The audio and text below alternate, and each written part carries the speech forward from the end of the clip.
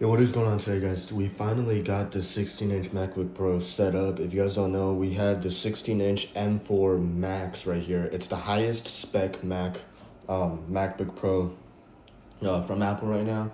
I think for the M4 Max, there's specifically a 36 gigabyte RAM and there's a 48 gigabyte RAM version. This one is the 36 one, so it's technically the second to highest spec, but it's still the M4 Max. This one over here is the 14-inch M4 normal one, not the M4 Max or the M4 Pro. This one is just a normal M4. So we got them side by side. First impressions, this thing is really good. It's basically, it looks literally brand new, but if you put it right next to each other, you do it like this, there's a pretty significant size difference, especially when it comes to like the height of everything. Like there's this pretty big difference there. And of course, like if you have it on the table, this part, it sticks out a lot more over here, as well as like the side. It is a pretty big size difference here. And just holding the laptops as well, there's a pretty big difference in terms of the weight, I would say. One thing I would say though is like this one's probably 100% worth it, at least for me. Like originally I got the 14-inch because I thought, the same thing with the iPad. I got the 11-inch iPad Pro instead of the 13-inch because I thought like smaller would be better. That's not really the case. I think bigger is always better. Like because it's not like I have issues carrying it around. Like it's pretty light. It's literally like lighter than dumbbells. It's not like you're carrying around a whole cinder block with you. So I don't really see size as an issue. Same thing with the iPhones. So I definitely think the bigger one's 100% worth it. On the other hand, this also is an M4 Max. So it should technically be a lot faster. Right now, I only have one external monitor, but I think in the past I actually had two external monitors. I had two Asus PG32 UCDPs, which were both 4K 240Hz monitors. But with this one, because the normal M4, it can only support one display at 4K 240Hz. If you connect two displays, you can only run them at either 1080p, or you can technically like change the monitor settings and make it run at 4K, but then it only runs at 120 hertz.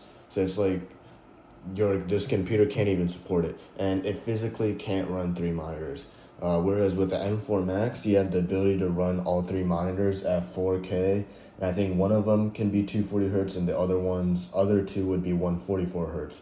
Or if you just have two monitors, you can run both of the monitors at 4K 240 hertz. Whereas with this one, you can't. Like this one, if you try to connect two 4K 240 hertz monitors, it will literally not turn on. Like the monitor will not turn on. Then you have to go into the monitor settings, change it to 1080p first to trick it into thinking that it can support it. And once it actually starts sending the signal over, that's when you can switch it back to 4K 240 hertz.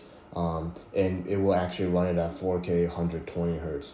So that's the annoying thing with this one. That's part of why I ended up returning the other two monitors. Is like at one point I had three of these. I had two UCDPs, and then I had a UCDMR, which is like a glossy display, which was the best one. But again, I returned it because again I didn't have it. I wasn't able to use it with this thing.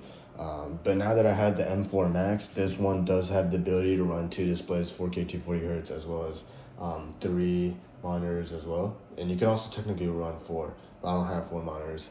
So that's the other thing. The other thing I could think of is that this thing only has one fan. This has two. So if you ever start playing games, this does have dual fans, whereas this one only has it on the left side. So that is the other thing too. I'm not sure if noise is a concern. I'm not really concerned about noise, but this one does have more fans inside of it. The other thing I wanted to clarify was this one's the glossy display. This one has the Nano-texture display. I think if you look at it like this way, you can see the difference.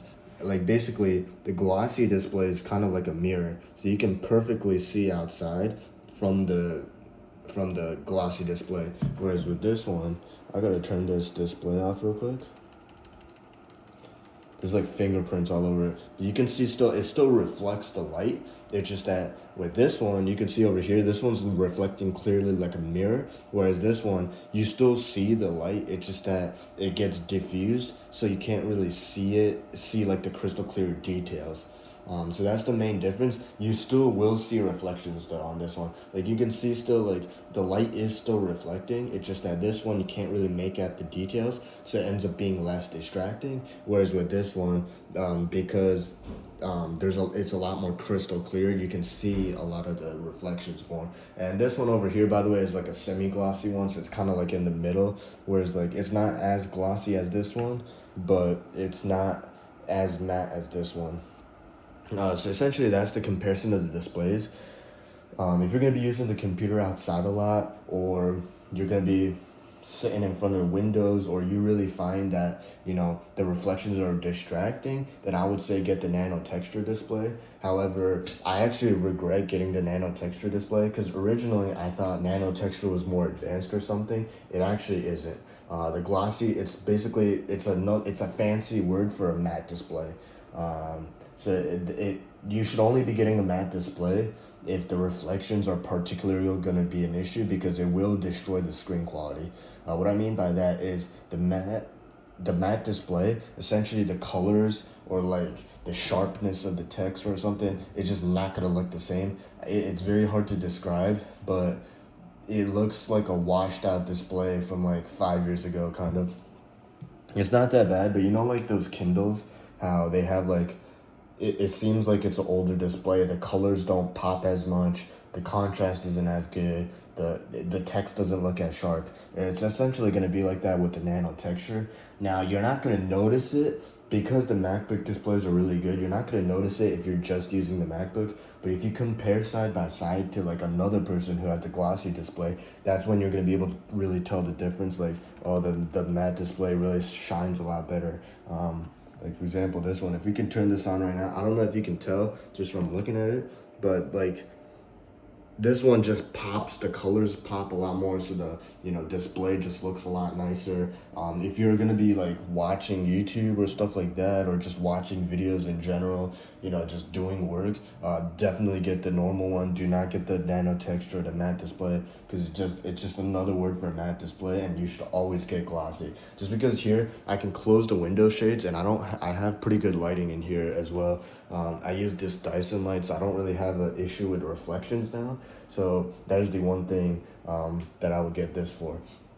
Is that pretty much covers everything, like the difference in display, the different MacBooks, the size, the processor speeds, as well as like the display support. Once we actually start doing actual work, if there's any significant differences in like loading up apps or something like that, then I can be sure to cover that as well. It's just that I think in terms of processor speed, unless you're doing very specific like rendering or something that's really intensive on the hardware, then honestly the M4 is probably going to be fast enough. But one thing I did have an issue was that on the M4, if I open up TradingView on the 32-inch monitor and I put it full screen, the entire thing starts lagging. And that was true with the app as well as the Chrome version. So I'm curious as to if I were to do the same thing on the app on here, if I'm going to have that lagging issue or not.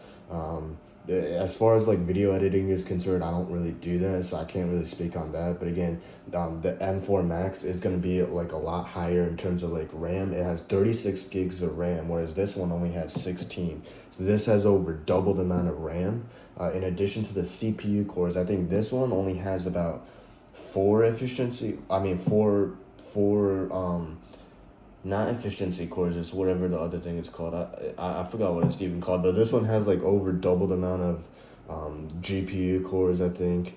I think this one has 10 CPU cores and 14 GPU cores. This one has like 28 GPU cores, and like I don't know the exact, that's probably not even true. I don't know if I can even check that up here, but yeah, I'm not sure. I don't know if I can check that, but yeah, that's gonna be that. This one is also running Tahoe, whereas this one is running Sequoia. So I'm gonna have to go ahead and get this updated to the newest OS. But yeah, that's gonna be pretty much the biggest differences between these two versions. I would 100% go with the 16-inch. And I would also 100% go with the glossy display over the matte display. But yeah, that's gonna be the two comparisons. If there is anything else I can show you guys, let me know.